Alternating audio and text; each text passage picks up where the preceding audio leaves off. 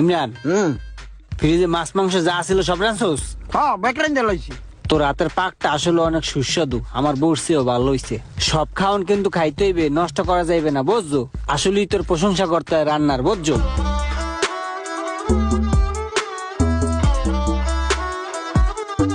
বন্ধু একটা কাম করি, খাইয়ে লইয়া আমরা ঘুমাই, হাতে তো বহুত সময় আছে, কাল গোজা মুহানে আর একটা দিন বেড়াই। এসব তুই কি কর? খাই আগে রেস্ট লই। ঠিক আছে, আমি কটা গোস্ত লই।